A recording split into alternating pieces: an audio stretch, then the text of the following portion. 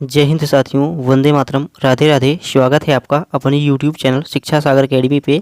I hope आप अच्छे होंगे, मस्त होंगे, स्वस्थ होंगे। आपकी तैयारी बढ़िया बेहतरीन ढंग से चल रही होगी। साथियों, आज हम एसएससी जीडी एग्ज़ाम के लिए जीके तथा रीजनिंग के प्रैक्टिस सेट को करने वाले हैं। तो जितने भी प्रश्न हैं साथियों काफ़ी इंपॉर्टेंट हैं।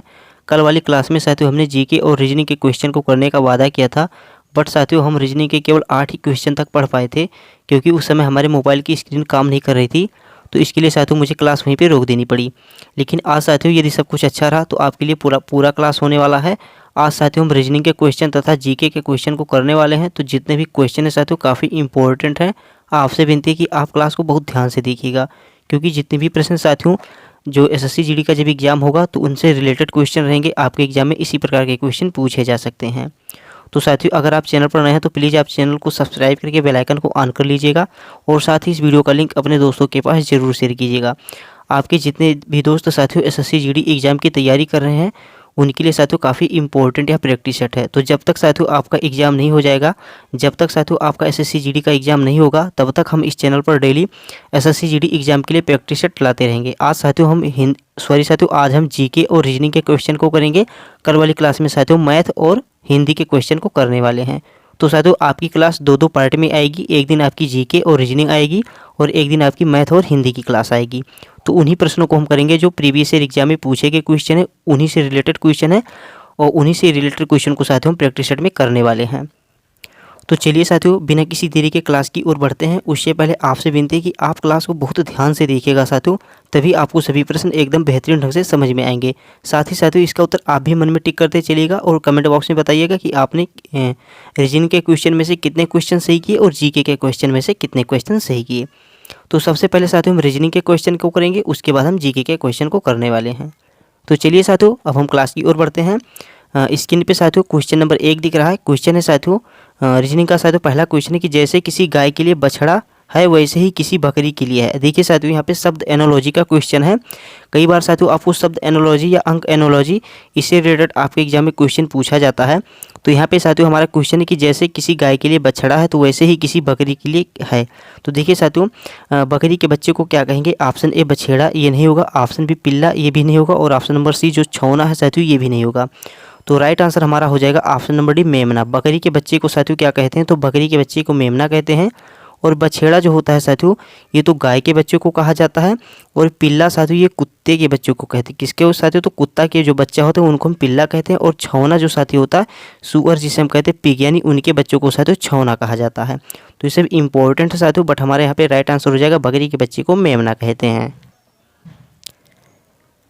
स्क्रीन पे साथियों नेक्स्ट क्वेश्चन है। अगला क्वेश्चन है कि मछली जैसे जल से संबंधित है वैसे ही चिड़िया किससे संबंधित है।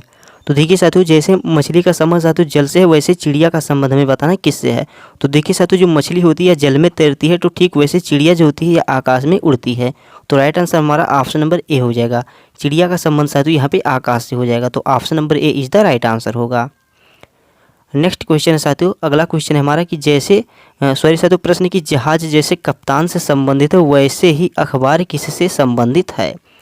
देखिए साथियों जहाज जैसे कप्तान से संबंधित है वैसे अखबार किससे संबंधित है। तो देखिए साथियों जो जहाज होता है इसको साथियों कौन चलाता है? तो उसको कंट्रोल करते हैं, चलाते हैं साथियों कप्तान। तो ठीक इसी प्रकार साथियों जो अखबार होता है इसके साथियों जो मेन प्रेषक होते हैं तो उनको हम क्या कहते हैं? संपादक कहते हैं। क्या कहते हैं साथियों? तो संपादक यहाँ पे हो जाएगा। तो ऑप्शन नंबर बी यहाँ पे हमारा राइट आंसर होगा। जैसे साथियों जहाज का संबंध कप्तान से, तो ठीक उसी प्रकार अखबार का संबंध साथियों संपादक से हो जाएगा। नेक्स्ट क्वेश्चन है साथियों, अगला क्वेश्चन है कि मोची का संबंध चमड़ा से है, तो ठीक इसी प्रकार दर्जी का संबंध किससे होगा। देखिए साथियों यहाँ पे हमारा राइट आंसर क्या होगा? मोची का संबंध साथियों जैसे चमड़ा से है तो ठीक इसी प्रकार दर्जी का संबंध किससे होगा। तो दर्जी का संबंध साथियों किससे होगा? कपड़ा से होगा। देखिए साथियों मोची का संबंध चमड़ा से होता है तो दर्जी का संबंध साथियों कपड़े से हो जाएगा। तो राइट आंसर ऑप्शन नंबर साथियों हमारा डी होगा। नेक्स्ट क्वेश्चन है साथियों, क्वेश्चन हमारा भेड़, फिर उसके बाद मटन है, फिर उसके बाद में हिरण है, फिर क्वेश्चन मार्क का निशान दिया गया है। तो ठीक है देखिए साथियों यहाँ पे भेड़ के मांस को क्या कहते हैं? तो भेड़ के मांस को साथियों मटन कहा जाता है। तो ठीक इसी प्रकार हिरण के मांस को क्या कहेंगे? तो हिरण के मांस को साथियों वेनिजन कहेंगे। तो ऑप्शन नंबर डी यहाँ पे राइट आंसर होगा। नेक्स्ट है साथियों पोशाक का संबंध दर्जी से है तो बढ़ई का संबंध, देखिए साथियों यहाँ पे पोशाक का संबंध दर्जी से है तो यहाँ पे साथियों बढ़ई का संबंध किससे होगा? तो देखिए क्वेश्चन मार्क के स्थान पे यहाँ पे क्या आएगा? तो यहाँ पे राइट आंसर होगा साथियों हमारा फर्नीचर। देखिए साथियों पोशाक जो कपड़ा साथियों दर्जी बनाता है, तो साथियों फर्नीचर का काम कौन करता है? तो बढ़ई करते हैं। तो ऑप्शन नंबर सी यहाँ पे हमारा राइट आंसर होगा। नेक्स्ट है साथियों पुस्तक का संबंध सेल्फ से है, तो कपड़े का संबंध किससे होगा? तो देखिए साथियों पुस्तक का संबंध साथियों सेल्फ से होता है, तो कपड़े का संबंध किससे हो जाएगा? यहाँ पे राइट आंसर होगा हमारा ऑप्शन नंबर ए कबर्ड। नेक्स्ट है साथियों विषम शब्द को हमें चुनना है। बोला है कि निम्नलिखित शब्दों में से विषम शब्द को चुनिए। पत्र हो गया साथियों, स्पीड पोस्ट हो गया, MMS हो गया और मनी ऑर्डर हो गया। इनमें से साथियों हमें विषम शब्द को चुनना है। तो देखिए पत्र हो गए साथियों, स्पीड पोस्ट हो गए और मनी ऑर्डर हो गए। ये सब साथियों डाक विभाग से संबंधित है, बट जो यहाँ पे साथियों MMS है ये डाक विभाग से नहीं संबंधित है। तो यहाँ पे राइट आंसर हमारा ऑप्शन नंबर सी होगा। स्क्रीन पे साथियों नेक्स्ट क्वेश्चन दिखाई दिया है। प्रश्न है हमारा कि नीचे दिए गए विकल्पों में से संबंधित संख्या को चुनिए। अति इंपॉर्टेंट क्वेश्चन है साथियों, इंपॉर्टेंट है। ऐसे क्वेश्चन साथियों एग्जाम में पूछे जाएंगे। अब यहाँ पे साथियों हमारे अंक एनोलॉजी के क्वेश्चन आपके सामने आ गए हैं। तो देखिए यहाँ पे 25 है, 18 है, 37 है, फिर यहाँ पे क्वेश्चन मार्क के स्थान पे क्या होगा?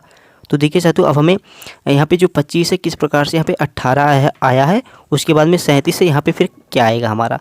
तो जिस प्रकार साथियों 25 से 18 है, तो ठीक इसी प्रकार 37 से हमारा क्या होगा? तो देखिए साथियों अगर हम 25 से 18 करेंगे, तो अगर इसमें से अगर 25 से अगर साथियों -7 करेंगे, क्या करेंगे साथियों? तो हमारा 18 होगा साथियों। 25 माइनस अगर हम 7 करेंगे तो 18 होगा। लेकिन अगर हम 37 माइनस 7 करते हैं यहाँ पे साथियों, तो 37 माइनस 7 अगर हम करेंगे साथियों तो हमें 30 आना चाहिए। बट यहाँ पे हमारे ऑप्शन में साथियों 30 कहीं पे है नहीं, तो ये वाला तरीका हमारा नहीं लगेगा। तो चलिए साथियों हम दूसरे तरीके की तरफ देखते हैं। अब यहाँ पे साथियों देखिए अंक को हम यहाँ पे लिखते हैं 25 अनुपात 18, फिर इसके बाद में साथियों हमारा 37 से क्या आएगा? तो देखिए अगर हम इन अंकों को आपस में जोड़ते हैं, क्या करेंगे साथियों? अगर हम ऐड करेंगे तो 5 और 2 7 कितना? 2 और 5 इनको आपस में ऐड करेंगे साथियों 7 होता है। अब क्या करेंगे साथियों? तो अब देखिए साथियों 25 माइनस अगर हम 7 करेंगे, क्या करेंगे साथियों? 25 माइनस अगर हम 7 करेंगे साथियों तो हमें 18 मिलेगा। तो बस ठीक इसी प्रकार अब हम देखिए 3 और 7 को आपस में ऐड करेंगे, तो 3 और 7 को ऐड करेंगे तो 10 होगा। अब 37 माइनस 10 करेंगे साथियों, 37 माइनस 10 करेंगे तो हमें क्या प्राप्त होगा? हमें 27 प्राप्त होगा। तो देखिए ऑप्शन में कहीं पे 27 है कि नहीं? तो ऑप्शन नंबर सी में साथियों 27 है, तो ऑप्शन नंबर सी हमारा यहाँ पे राइट आंसर हो जाएगा। कुछ नहीं करना था साथियों, जो 25 लिखा है इनके दोनों अंकों को आपस में ऐड करना था। 2 और 5 साथियों यहाँ पे हमने 7 लिखा। अब 7 को क्या किया साथियों? तो 25 से हमने माइनस कर दिया 7, तो हमारे यहाँ पे 18 आ गया।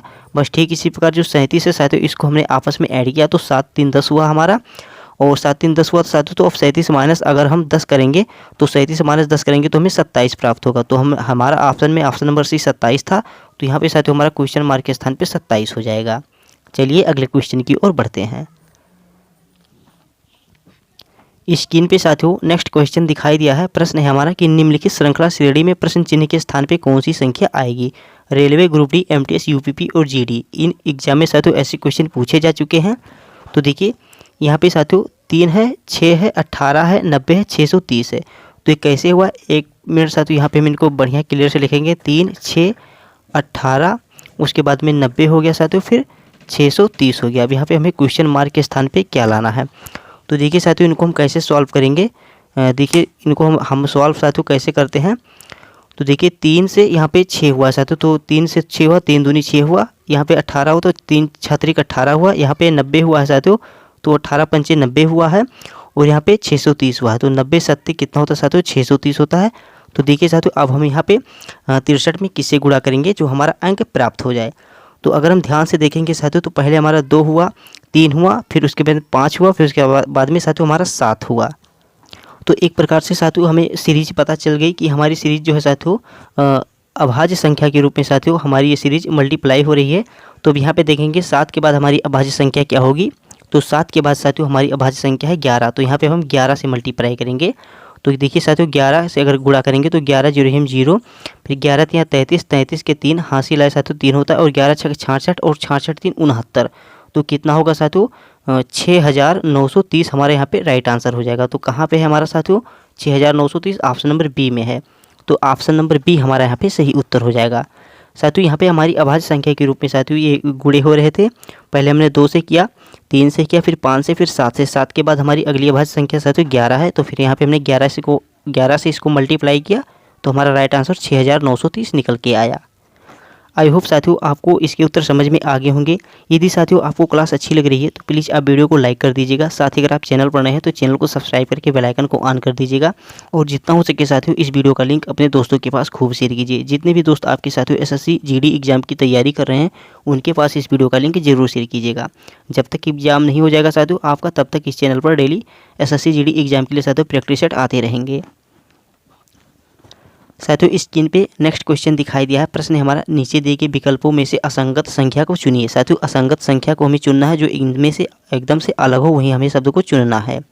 SSC CGL GD UPP NTPC और RPF एग्जाम में ऐसे क्वेश्चन आ चुके हैं साथियों। तो देखिए यहाँ पे 4003 लिखा है, यहाँ पे 5002 लिखा है, यहाँ पे 6008 लिखा है, यहाँ पे 6001 लिखा है। तो देखिए साथियों इनको हम कैसे ज्ञात करेंगे। तो यहाँ पे देखिए साथियों 4003 है, तो क्या करेंगे, इनको आपस में अगर हम ऐड करेंगे तो 4003 की इन अंकों को साथियों आपस में अगर ऐड करेंगे तो 4 0 0 और 3, तो ये कितने होते हैं साथियों हमारे 7 आएंगे जोड़ने पे। फिर 5002 इनको अगर हम आपस में इनके अंकों को जोड़ेंगे तो इनको भी जोड़ने पे साथियों हमें 7 मिलेंगे। यहाँ पे ऑप्शन नंबर सी है जो साथियों 6008, इनको ऐड करेंगे तो हमें 14 मिलेगा जोड़ने पे। और ऑप्शन नंबर डी साथियों 6001, इनको आपस में अगर ऐड करेंगे जोड़ेंगे जी अगर इनके अंकों को आपस में साथियों तो हमें 7 मिलेंगे। तो हमें बहुत आसानी से इनको अब निकाल सकते हैं कि इनमें से असंगत कौन है। तो हमें इनमें से असंगत कौन है साथियों, ऑप्शन नंबर सी जो है, इनको ऐड करने पे साथियों हमारा 8 6 14 आ रहा है। और बाकी सभी को अगर हम ऐड करेंगे तो सभी हमारे 7 जोड़ने पे आ रहे हैं। तो साथियों इसीलिए हमारा ऑप्शन नंबर सी इनसे अलग है, तो हमारा right answer option number C हो जाएगा। इस स्क्रीन पे साथियों नेक्स्ट क्वेश्चन है। प्रश्न है साथियों, यदि 460 विद्यार्थियों में प्रारंभ में क्षमा की रैंक साथियों 220वीं है तो अंतिम छोर से उसकी रैंक क्या है। इम्पोर्टेंट क्वेश्चन है साथियों, मोस्ट इम्पोर्टेंट है। ऐसे क्वेश्चन एग्जाम में पूछे जाते हैं साथियों। प्रश्न की, यदि 460 विद्यार्थियों में प्रारंभ से क्षमा की रैंक साथियों 220वीं है और अंतिम छोर से उसकी रैंक क्या होगी। कुछ नहीं करना है साथियों, ऐसे क्वेश्चन आपको दिख जाए तो सबसे पहले हमें क्या करना है, टोटल विद्यार्थी कितने हैं। तो देखिए साथियों यदि 460 विद्यार्थियों में टोटल विद्यार्थी हमारे साथियों कितने हैं, तो 460 विद्यार्थी हैं। उनमें से साथियों जो क्षमा है इनकी रैंक साथियों कितनी है, तो 220वीं है। क्षमा की रैंक साथियों कितनी है, तो 220वीं है। तो अब बोला है यहाँ पे अंतिम से उसकी छोर क्या होगी। देखिए साथियों ये यहाँ से मान लीजिए ये प्रारंभ से हमने गिरा तो क्षमा की रैंक साथियों 220वीं पे आएगी। और अब बोला कि अंतिम छोर से उसकी रैंक क्या आएगी। अभी यहाँ से अगर हम गिनेंगे तो इसकी कौन सी छोर पे साथियों आएगी। तो प्रारंभ से साथियों कितने पे आ रही है, प्रारंभ से 220वीं पे आ रही है। और अंतिम छोर से उसकी रैंक क्या है, तो कुछ नहीं करना है साथियों, टोटल विद्यार्थी लेना है और जो उसका रैंक आ रहा है साथियों बीच में वो लेना, उसमें से हमें माइनस कर देना। तो अगर माइनस करेंगे साथियों तो 0 और 6 में से 2 गया 4 होगा और 4 में से 2 गया 2, तो हमें उत्तर मिला साथियों 240। अब क्या करेंगे तो फिर +1 कर देंगे, क्योंकि साथियों एक बार क्षमा इधर से भी गिनी जा चुकी है और एक बार इधर से भी गिनी जा चुकी है। तो इसीलिए साथियों यहाँ पे हम +1 करेंगे। तो राइट आंसर हमारा क्या होगा साथियों 241 होगा। क्या हो जाएगा साथियों 241 होगा। तो ऑप्शन ए में है साथियों, तो ऑप्शन ए हमारा राइट आंसर होगा। चलिए साथियों नेक्स्ट क्वेश्चन की ओर बढ़ते हैं, देखते हैं अगला प्रश्न क्या है। स्क्रीन पे साथियों नेक्स्ट क्वेश्चन है। प्रश्न है हमारा, नीचे दिए गए विकल्पों में से संबंधित शब्द को चुनिए। SSC GD एग्जाम के लिए इंपॉर्टेंट है, एग्जाम में पूछा गया क्वेश्चन है। तो देखिए साथियों क्यूबा का संबंध हवाना से, तो ठीक इसी प्रकार स्पेन का संबंध किससे है। तो देखिए साथियों क्यूबा की राजधानी हवाना है तो स्पेन की राजधानी साथियों मैड्रिड हो जाएगी। तो राइट आंसर यहाँ पे हमारा ऑप्शन नंबर सी होगा। तो क्वेश्चन मार्क के स्थान पे साथियों मैड्रिड होगा। नेक्स्ट क्वेश्चन है साथियों, प्रश्न है, यदि A बराबर मल्टीप्लाई और B बराबर डिवाइड तथा C बराबर माइनस तथा D बराबर प्लस, तो समीकरण का मान क्या होगा। इंपॉर्टेंट साथियों SSC का फेवरेट क्वेश्चन है साथियों, मोस्ट इंपॉर्टेंट है। ऐसे क्वेश्चन SSC एग्जाम में पूछे जाते हैं। तो देखिए साथियों यहाँ पे बोला है, यदि A को अगर हम मल्टीप्लाई मान लें यानी गुणे मान लें, तो देखिए यहाँ पे हम लिखते हैं 55। यहाँ पे A को माना साथियों ये गुणा, तो 55 गुणे 5। B को माना साथियों डिवाइड यानी भाग माना है। फिर यहाँ पे हम 5 लिखेंगे, यहाँ पे साथियों अंक है जो हमारा। उसके बाद में C को क्या माना है, तो साथियों C को माइनस माना गया है। और उसके बाद में फिर 5 लिखा गया और D को साथियों प्लस माना गया है, फिर 3 लिखा है। अब देखिए साथियों यदि हम इनको सॉल्व करेंगे तो सबसे पहले साथियों में डिवाइड वाला हल करना है। तो अगर 5 को 5 से डिवाइड करेंगे तो साथियों में 1 मिलेगा और 1 का साथियों अगर 55 से गुणा करेंगे तो 55 एकन्नम 55 ही होगा। फिर यहाँ पे -5 फिर +3 होगा। अब देखिए 55 - 5 साथियों कितना होता है, तो 50 होता है और +3 साथियों कितना हो जाएगा, तो राइट आंसर हमारा 53 होगा। तो देखिए अब हमारा ऑप्शन ए में है 53, तो ऑप्शन नंबर ए हमारा राइट आंसर हो जाएगा। कुछ नहीं करना था साथियों, जैसे यहाँ पे अल्फ़ाबेट का मान दिया गया था ठीक उसी प्रकार उनके मान को रख के हमें इनको सॉल्व करना था। अगर आप जैसा जैसा इसमें एक क्वेश्चन बोला है साथियों उस अकॉर्डिंग करेंगे तो आपका उत्तर एकदम आसानी से निकल के चला आएगा। नेक्स्ट क्वेश्चन है साथियों, क्वेश्चन है हमारा कि दिए गए शब्द को उसी क्रम में व्यवस्थित कीजिए जिस क्रम में अंग्रेजी शब्दकोश में आते हैं। तो देखिए साथियों शब्दकोश के क्वेश्चन है उनको हमें व्यवस्थित क्रम में करना है। तो देखिए साथियों सबसे पहले अगर हम व्यवस्थित क्रम में करेंगे तो देखिए टी यहाँ पे चारों ऑप्शन में मिल रहे हैं तो ये नहीं होगा। अब दूसरा देखेंगे साथियों तो ए यहाँ पे भी है, ए बी में भी और सी और डी इन चारों में साथियों ए है। अब देखिए साथियों अब हम जो सबसे पहले हम क्या करेंगे, अगर ऐसा व्यवस्थित क्रम पूछा जाता है तो अल्फ़ाबेट में साथियों जो एकदम शुरू से होता है उनकी उधर से हम ही स्टार्ट करेंगे।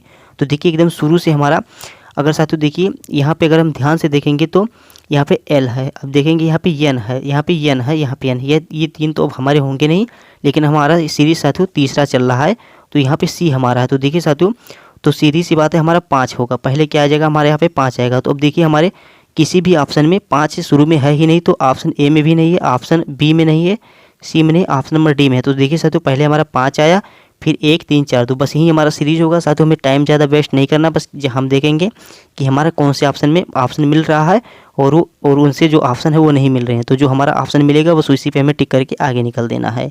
तो राइट आंसर यहाँ पे हमारा ऑप्शन नंबर डी होगा। खैर इसको साथियों यदि आप सॉल्व करेंगे तो आपका आंसर यही आएगा। चलिए साथियों हम अगले क्वेश्चन की ओर बढ़ते हैं। एक स्क्रीन पे साथियों नेक्स्ट क्वेश्चन है साथियों, क्वेश्चन बोला है हमारा कथन से रिलेटेड क्वेश्चन है। देखिए साथियों यदि ये वाला ग्रेटर देन आपको दिख जाए तो इसका मतलब इसका मुख जिस तरफ होगा तो वो बड़ा होगा और इस तरफ वाला अंक छोटा होगा। तो ये आप ध्यान में रख के चलिएगा। इस प्रकार के मुख को साथियों जिधर इसका मुख रहेगा वो बड़ा हो जाएगा और इधर वाला अंक साथियों छोटा हो जाएगा। तो ये आप ध्यान में रख के चलिएगा। तो चलिए इनको हम सॉल्व करते हैं। तो देखिए साथियों यहाँ पे क्वेश्चन हमारा है पी और यहाँ पे देखिए पी है साथियों, पी छोटा है क्यू से। क्या है साथियों, तो पी साथियों छोटा है क्यू से, तो क्यू हमारा यहाँ पे हो जाएगा बड़ा हो जाएगा और क्यू साथियों आर से भी बड़ा है। तो क्यू आर से बड़ा तो यहाँ पे आर हो जाएगा साथियों, क्योंकि क्यू आर से भी बड़ा है साथियों, तो ये एकदम ऊपर होगा हमारा। उसके बाद में साथियों यहाँ पे है एस साथियों, एस से बड़ा एम है। क्या है साथियों, तो एस से बड़ा एम है। तो यहाँ पे भी साथियों हमारा बराबर में करके एस आएगा और इससे बड़ा कौन है, तो इससे बड़ा साथियों एम है, एम है साथियों और एन से भी बड़ा है। देखिए इस एन की तरफ इसका मुख यहाँ पे छोटा है साथियों ग्रेटर देन का, तो एन से भी छोटा है। तो हमारी सीरीज बन गई साथियों। अब देखते हैं हमारा निष्कर्ष क्या कह रहा है। तो निष्कर्ष हमारा पहला बोला है साथियों पी क्या है, पी बड़ा है एस से। तो देखेंगे साथियों पी यहाँ पे और एस यहाँ पे, तो देखिए साथियों पी एस से बड़ा नहीं है, ये सभी आपस में बराबर में है। तो कथन पहला भी हमारा नहीं होगा। कथन दूसरा देखेंगे साथियों तो आर साथियों छोटा है एन बड़ा है, तो आर छोटा है एन बड़ा है। देखिए आर छोटा है एन बड़ा है, ये नहीं होगा साथियों, ये सभी बराबर में है। ऊपर होते तो साथियों ये हो जाते। तो हमारा ना तो कथन 1 और ना तो कथन 2 ही फॉलो कर रहा है। तो देखिए अब निष्कर्ष हमारे क्या कहते हैं, ऑप्शन ए केवल निष्कर्ष एक सत्य, ये नहीं होगा। ऑप्शन नंबर बी है साथियों केवल निष्कर्ष 2 सत्य, ये भी नहीं होगा। दोनों निष्कर्ष सत्य, ये नहीं होगा। ऑप्शन नंबर डी दोनों निष्कर्ष सत्य नहीं है। तो राइट आंसर हमारा ऑप्शन नंबर डी होगा, कोई भी निष्कर्ष साथियों सत्य नहीं है। तो इसके हिसाब से साथियों हमारा right answer option number D हो जाएगा।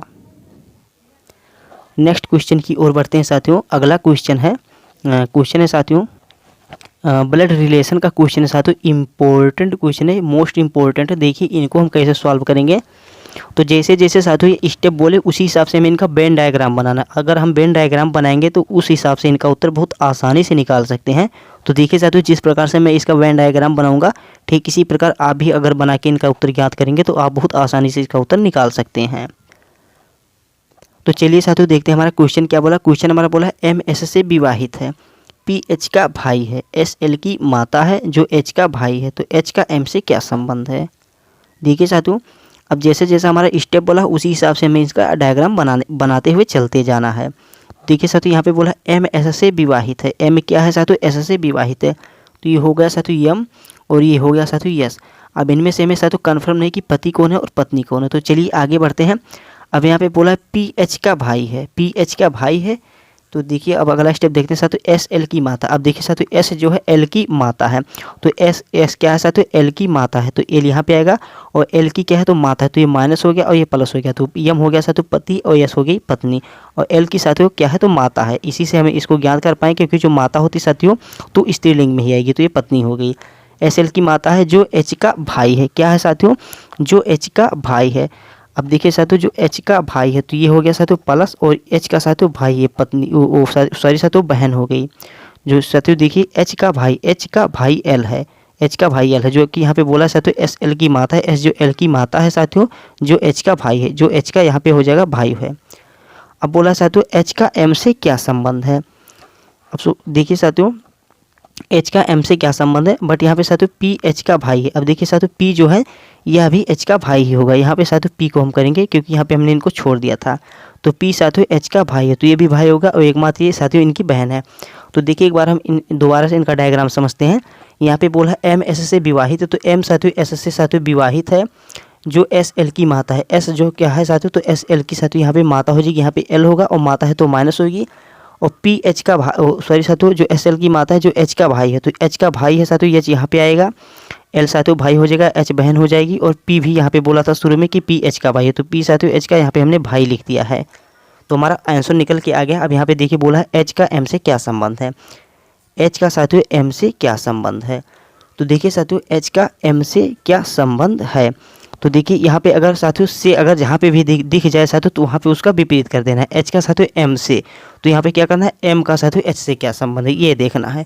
तो एच क्या है साथियों, एम की पुत्री है, बट यहाँ पे कहीं पे भी साथियों पुत्री नहीं है ऑप्शन में, या बेटी भी नहीं है, ना तो पुत्र ही है साथियों। तो यहाँ पे राइट आंसर होगा साथियों हमारा ऑप्शन नंबर डी, ज्ञात नहीं होगा। और देखिए साथियों पुत्री दे आपके एग्जाम में तो ऑप्शन में साथियों तो वो भी सही हो जाएगा, और अगर साथियों संतान लिख के आ जाए तो वो भी सही हो सकता है। संतान में साथियों पुत्र या पुत्री कोई भी हो सकता है। तो संतान अगर आपके एग्जाम में लिख के आए साथियों तो आप संतान पे ही टिक लगा के आइएगा, बट यहाँ पे साथियों कोई नहीं, यहाँ पे ज्ञात नहीं होगा हमारा राइट आंसर हो जाएगा। चलिए साथियों अगले प्रश्न की ओर बढ़ते हैं। नेक्स्ट क्वेश्चन है साथियों, प्रश्न है हमारा निम्नलिखित में से कौन सा शताब्दी वर्ष नहीं है। Railway, RPF, NTPC, UPP exam में पूछे गए क्वेश्चन है, तो एसएससी जीडी में भी साथियों ऐसे क्वेश्चन पूछे जा सकते हैं। देखिए प्रश्न की निम्नलिखित में से कौन सा शताब्दी वर्ष नहीं है। तो सीधी सी बात है साथियों शताब्दी वर्ष नहीं है, हमें उनको अगर ज्ञात करना है तो सबसे पहले साथियों क्या क्या होते हैं हमारे साथियों, शताब्दी वर्ष होते हैं एक, उसके बाद में एक साथियों हमारा होता है सामान्य वर्ष, और एक होता है साथियों लीप वर्ष। क्या होता है, शताब्दी, सामान्य और लीप वर्ष होता है। तो जो साथियों जो अंक साथियों हमारे सीधी सीधी 4 से अगर जो डिवाइड हो जाए साथियों तो क्या, तो वो साथियों क्या है हमारे लीप वर्ष कहलाएंगे। जो 4 से साथियों डिवाइड हो जाएं तो हमारे लीप वर्ष कहलाएंगे, अगर वो 4 से ना डिवाइड हो साथियों तो साथियों हमारे वो सामान्य वर्ष कहलाएंगे। और जिनके अंत में साथियों डबल जीरो आ जाए तो हमारे शताब्दी वर्ष कहलाते हैं। ये आप ध्यान में रख के चलिएगा। जैसे साथियों किसी भी वर्ष के अंत में डबल जीरो आ जाए, जैसे 1900 ये तो साथियों शताब्दी वर्ष है, सन 2000 साथियों ये भी शताब्दी वर्ष है, यानी जिसके अंत में साथियों 2 जीरो लग के आ जाए तो शताब्दी वर्ष कहलाते हैं। बट यहाँ पे हमारा क्वेश्चन पूछा कौन शताब्दी वर्ष नहीं है, तो शताब्दी वर्ष यहाँ पे हमारा ऑप्शन नंबर सी जो है 1932 साथियों यह एक शताब्दी वर्ष नहीं है, यह एक क्या है साथियों, तो यह एक लीप वर्ष है। अगर हम इनको देखिए साथियों 1932 है तो सीधी सी बात लास्ट के डिजिट को देखेंगे, 4 से अगर डिवाइड करेंगे साथियों तो 4 7 28 और 4 8 32, तो ये 8 से डिवाइड हो रहे हैं, तो इसीलिए हमारे ये लीप वर्ष आ जाएंगे। तो ये शताब्दी वर्ष नहीं है साथियों, लीप वर्ष हैं। तो राइट आंसर यहाँ पे हमारा साथियों ऑप्शन नंबर सी हो जाएगा। Option number C is the right answer. Question पूछा था साथियों कि कौन सा शताब्दी वर्ष नहीं है। चलिए साथियों अब हम जीके के सेशन की ओर बढ़ते हैं। हमने टॉप 20 प्रश्न साथियों रीजनिंग के कर लिए हैं। अब हम साथियों जीके के क्वेश्चन नंबर 1 की ओर चलिए बढ़ते हैं। साथियों आपको साथियों रीजनिंग वाली क्लास कैसी लगी कमेंट में बताइएगा, और आपने रीजनिंग के 20 क्वेश्चन में से कितने क्वेश्चन सही किए कमेंट में बताना साथियों, मैं आपके कमेंट को देखूंगा। चलिए साथियों हम जीके के सेशन की ओर बढ़ते हैं। जीके के जितने क्वेश्चन है अति इंपॉर्टेंट क्वेश्चन है, बहुत ध्यान से क्लास को देखिएगा। और हाँ साथियों यदि आपको क्लास अच्छी लग रही है तो प्लीज़ वीडियो को लाइक करके ही जाइएगा, क्योंकि इतनी मेहनत लग रही है साथियों मुझे आपको एक एक क्वेश्चन करवाने में। तो प्लीज़ साथियों मेरी मेहनत को बर्बाद मत जाने दीजिएगा। प्लीज़ आप वीडियो को लाइक करके, चैनल पर नहीं तो चैनल को सब्सक्राइब कर दीजिएगा, और जितना हो सके इस वीडियो का लिंक अपने दोस्तों के पास शेयर कीजिएगा। देखिए साथियों क्वेश्चन है हमारा हेलेब्रिड और बेलूर के मंदिरों का निर्माण निम्नलिखित में से किस राजवंश द्वारा किया गया था। इंपॉर्टेंट क्वेश्चन है साथियों, मोस्ट इंपॉर्टेंट है। हेलेब्रिड और बेलूर के मंदिर का निर्माण किस राजवंश के द्वारा किया गया था। तो सही उत्तर होगा साथियों हमारा ऑप्शन नंबर बी, होयसल वंश के द्वारा साथियों हेलेब्रिड और बेलूर के मंदिरों का निर्माण किया गया था। यहाँ पे हमने साथियों इनकी इंपॉर्टेंट बिंदु लिख दिया गया है कि बेलूर और हेलेब्रिड होयसल होयसल राजवंश के मंदिर हैं। ये मंदिर 16वीं शताब्दी की हिंदू मंदिर कला की शानदार झलक देते हैं। ये अपनी नक्काशी और शानदार वास्तुकला के लिए प्रसिद्ध हैं।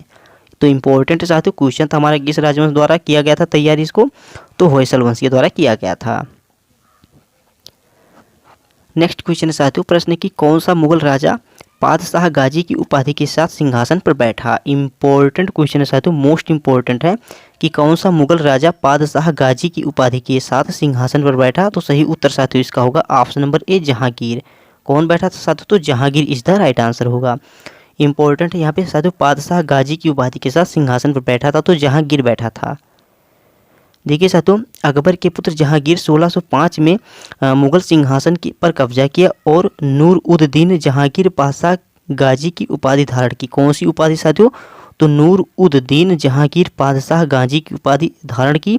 पादशाह गाजी एक सम्मानजनक उपाधि है। क्या है साथियों, तो उस समय साथियों इसको एक सम्मानजनक उपाधि कहते थे, जिसका अर्थ है साथियों विश्वास का रक्षक, और पारंपरिक रूप से मुस्लिम शासकों द्वारा इसका इस्तेमाल किया जाता था। आगरा में शासन करते हुए जहांगीर को उनके न्याय, प्रशासनिक सुधारों और कलाओं के संरक्षण के लिए जाना जाता था। चलिए साथियों अगले क्वेश्चन की ओर बढ़ते हैं। आई होप इसका उत्तर आपको समझ में आ गया होगा। इस सीन पे साथियों अगला क्वेश्चन है, प्रश्न है हमारा कि भारत में 13वीं शताब्दी के अंतिम दशक में मार्को पोलो ने निम्नलिखित में से किस क्षेत्र में यात्रा की थी। साथियों प्रश्न है कि भारत में 13वीं शताब्दी के अंतिम दशक में मार्को पोलो ने निम्नलिखित में से किस क्षेत्र में यात्रा की थी। तो सही होगा साथियों पांडे। तो राइट आंसर हमारा ऑप्शन नंबर बी हो जाएगा साथियों। मार्को पोलो नामक एक इतावली यात्री 13वीं शताब्दी में पांड्य साम्राज्य कयाल में उतरा और राजा, राजकुमार तथा लोगों की संपत्ति और भव्यता से प्रभावित होकर उसने इसे अस्तित्व में सबसे अमीर साम्राज्य का दर्जा दिया। नेक्स्ट क्वेश्चन है साथियों, प्रश्न है हमारा कि निम्नलिखित में से किस यात्री ने अपने अनुभवों को किताब ए रहेला में दर्ज किया है। इंपॉर्टेंट साथियों, किताब ए रहेला किसकी पुस्तक है, और साथियों ये एक यात्री भी था। तो कौन था साथियों, तो इब्न बतूता था। कौन था साथियों, तो इब्न बतूता था। तो ऑप्शन नंबर बी हमारा राइट आंसर हो जाएगा। देखिए इब्न बतूता एक अरब यात्री था और मोरक्को का साहसी व्यक्ति था। देखिए साथियों एग्जाम में कई बार क्वेश्चन पूछा जाता है कि ये कहाँ का यात्री था, तो ये साथियों अरब का था। कहाँ का था साथियों, तो अरब का यात्री था साथियों, अरब का यात्री था और मोरक्को का साहसी व्यक्ति था। उसकी किताब मोहम्मद बिन तुगलक के क्षेत्र के इतिहास का प्राथमिक स्रोत है। यह उसके समय सामाजिक राजनीतिक स्थिति पर प्रकाश डालती है। जो साथियों किताब ए रहेला पुस्तक है साथियों, ये साथियों सामाजिक राजनीतिक स्थिति पर प्रकाश डालती है, और ये पुस्तक थी साथियों इब्न बतूता की। नेक्स्ट क्वेश्चन है साथियों, प्रश्न की राजा टोडरमल ने अकबर के शासनकाल के दौरान मानक वजन और माप, भूमि सर्वेक्षण और निपटान प्रणाली, राजस्व, जिलों और अधिकारियों की शुरुआत की। किसके शासनकाल में वित्त मंत्री के रूप में राजा टोडरमल ने अपनी विशेषज्ञता विकसित की। तो सही उत्तर होगा साथियों शेरशाह सूरी। तो ऑप्शन नंबर सी यहाँ पे राइट आंसर हो जाएगा। नेक्स्ट क्वेश्चन है साथियों, प्रश्न है कि निम्नलिखित में से कौन सी उपलब्धि इल्तुतमिश से संबंधित नहीं है। देखिए साथियों प्रश्न है हमारा कि निम्नलिखित में से कौन सी उपलब्धि इल्तुतमिश से संबंधित नहीं है। तो सही उत्तर होगा साथियों इसका दैवीय अधिकार सिद्धांत की वकालत। क्या साथियों, तो दैवीय अधिकार सिद्धांत की वकालत। तो ऑप्शन नंबर डी हमारे यहाँ पे राइट आंसर हो जाएगा। देखिए साथियों इल्तुतमिश ने नई प्रणाली को प्रशासनिक सुधारों की शुरुआत सहित नवाचारों के लिए जाना जाता था। उन्होंने चांदी के टंका और तांबे के जेंटल की शुरुआत की। चालीसा, जिसे हम साथियों 40 कुलीनों का एक समूह, इंपॉर्टेंट साथियों चालीसा साथियों इसका मतलब क्या होता है, तो 40 कुलीनों का एक समूह होता है। ये आप ध्यान में रख के चलिएगा।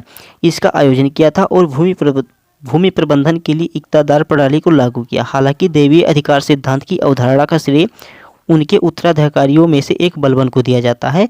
यह सिद्धांत इस बात पर जोर देता है कि राजा का अधिकार सीधे भगवान से प्राप्त होता है, और यह इल्तुतमिश के शासनकाल का हिस्सा नहीं था। नेक्स्ट है साथियों, इनमें से किसे डेक्कन सल्तनत ने विजयनगर साम्राज्य के खिलाफ तालीकोटा, जिसे साथियों रक्कासगी तंगादगी की लड़ाई के भाग में नहीं लिया था। तो राइट आंसर हो जाएगा साथियों इसका option number D Brar.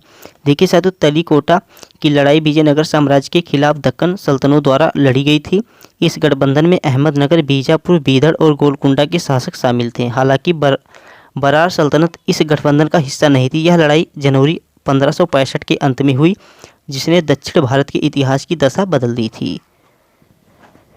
Next है साथियों प्रश्न नंबर 8 है, निम्नलिखित में से कौन सा राज्य स्वतंत्र राज्य नहीं था?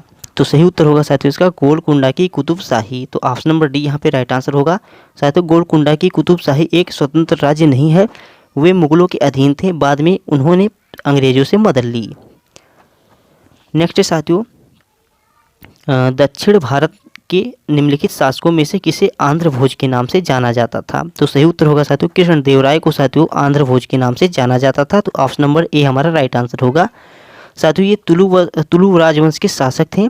किसके साथियों? तो तुलुवा। किसके साथियों? तो तुलु राजवंश के साथियों ये शासक थे जो कृष्णदेवराय जी थे। ये दक्षिण भारत के प्रसिद्ध शासक थे। अपनी मानवता, दयालुता और निर्णय के लिए लोगों के बीच में सर्वश्रेष्ठ माने जाते थे।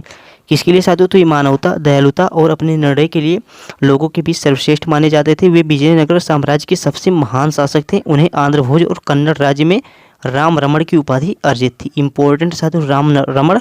तो देखिए साथियों उन्हें साथियों किसकी? तो आंध्र भोज और कन्नड़ राज्य में राम रमण की उपाधि अर्जित की थी। कौन थे साथियों? तो कृष्णदेवराय जी थे, जिन्हें आंध्र भोज और राम रमण के नाम से भी जाना जाता था।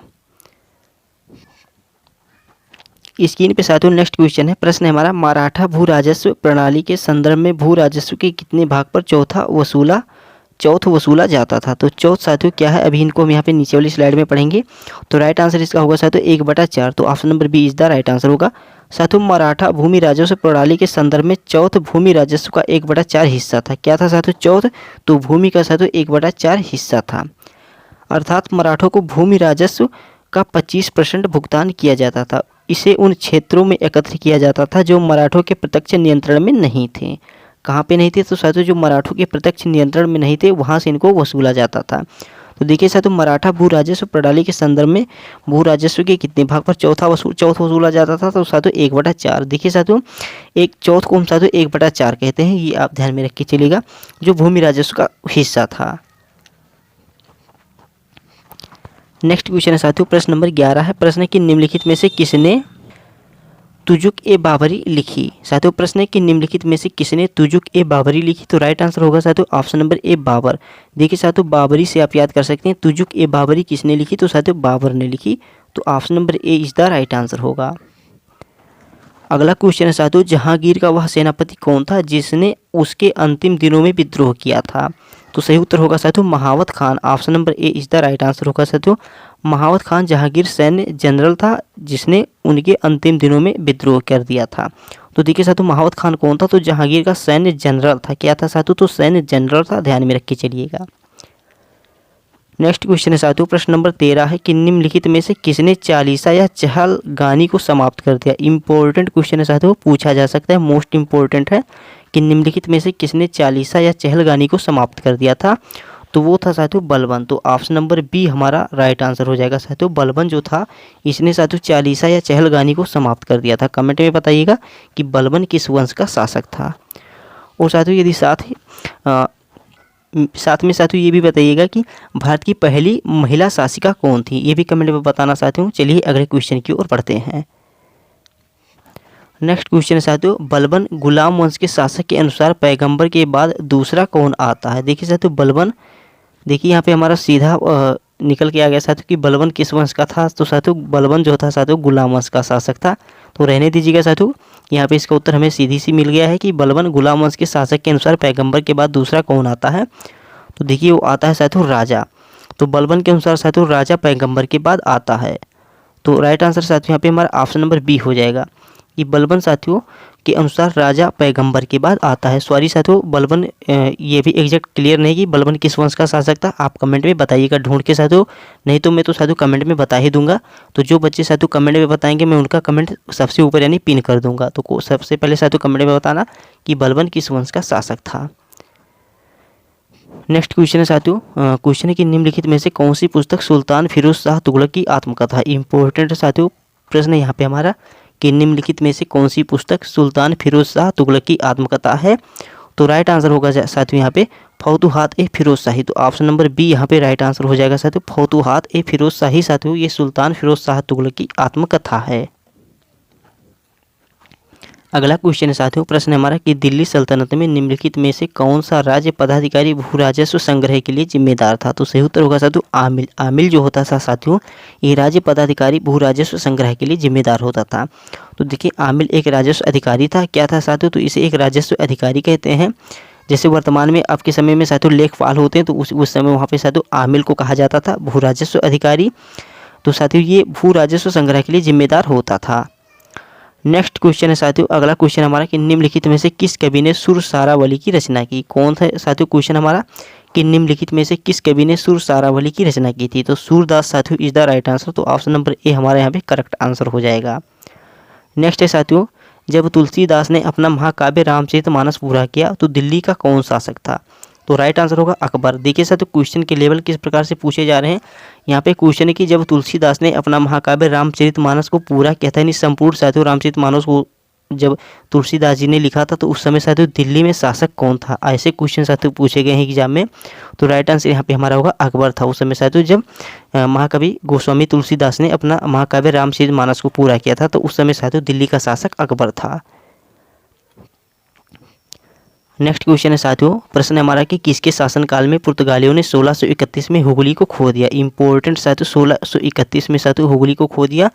तो राइट आंसर होगा साथियों किसके शासनकाल में। तो साथियों शाहजहां के शासनकाल में। तो option number B is the right answer होगा साथियों। शाहजहां के शासनकाल में साथियों पुर्तगालियों ने हुगली को खो दिया। हुगली कहाँ है साथियों, तो ये कोलकाता में है। कोलकाता साथियों किस नदी के किनारे स्थित है, तो हुगली नदी के किनारे।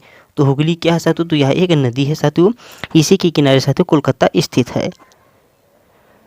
नेक्स्ट क्वेश्चन है साथियों, क्वेश्चन हमारा है कि इकबालनामा ए जहांगीर पुस्तक किसके द्वारा लिखी गई थी। तो सही उत्तर होगा साथियों मुतमिद खान। तो ऑप्शन नंबर ए यहाँ पे राइट आंसर हो जाएगा साथियों। मुतमिद खान के द्वारा साथियों इकबाल ए जहांगीर नामक पुस्तक लिखी गई थी।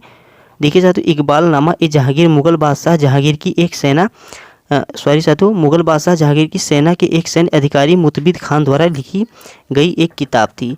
खान ने यह किताब जहांगीर के शासनकाल के अंतिम वर्ष में तुजुक ए जहांगीरी को पूरा होने के बाद लिखी।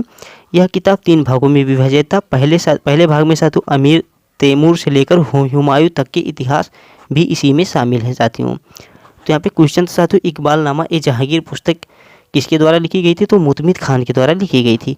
तो बस साथियों हमारे पास टोटल 20 ही प्रश्न थे। तो हमने साथियों 20 रीजनिंग के क्वेश्चन किए और 20 साथियों हमने जीके के क्वेश्चन किए। आप कमेंट में बताइएगा कि आपने साथियों रीजनिंग के 20 क्वेश्चन में से कितने क्वेश्चन सही किए थे और जीके के क्वेश्चन में से कितने क्वेश्चन सही किए थे। और साथियों यदि आपको क्लास अच्छी लगी तो प्लीज़ आप वीडियो को लाइक कर दीजिएगा। साथ ही अगर आप चैनल पर नए हैं तो चैनल को सब्सक्राइब करके बेल आइकन को ऑन कर दीजिएगा। और जितना हो सके साथियों इस वीडियो का लिंक अपने दोस्तों के पास खूब शेयर कीजिएगा। और हाँ, अगर वीडियो में हमसे कहीं पे कोई गलती हुई हो तो कमेंट में बताना, मैं उसको सुधारने का प्रयास करूँगा। और साथियों क्लास कैसी थी प्लीज़ क्लास के बारे में बताना। और चैनल पर नहीं तो प्लीज़ चैनल को सब्सक्राइब करके ही जाइएगा। और जितना हो सके उतना साथियों इस वीडियो का लिंक अपने दोस्तों के पास शेयर कीजिए। जब तक आपका एग्जाम नहीं हो जाएगा साथियों तब तक आपके लिए एसएससी जीडी के प्रैक्टिस सेट आते रहेंगे, ये ध्यान में रख के चलिएगा। आज साथियों हमने जीके और रीजनिंग के क्वेश्चन को किया है। कल साथियों हम हिंदी तथा मैथ के क्वेश्चन को करने वाले हैं। ऐसे साथियों हम इनके क्लास को 2-2 भाग में हम करेंगे। पहली वीडियो में साथियों हम जीके और रीजनिंग करेंगे और दूसरी वीडियो में साथियों हम मैथ और हिंदी को करेंगे। तो इसी हिसाब से आपकी प्रैक्टिस सेट आती रहेगी। तो साथियों आपको ज़रा से भी अगर इंटरेस्ट है, यदि आप एसएससी जीडी एग्जाम को लेकर सीरियस हैं तो प्लीज़ आप वीडियो को लाइक कर दीजिएगा। साथ ही चैनल पर नए हैं तो चैनल को सब्सक्राइब करके ही जाना। जितना हो सके वीडियो का लिंक शेयर कीजिएगा अपने दोस्तों के पास। तो चलिए साथियों मिलते हैं कल वाली वीडियो में। तब तक के लिए जय हिंद, जय Bharat, Vande Mataram, take care, bye bye, मस्त रहना, अपना ख्याल रखना।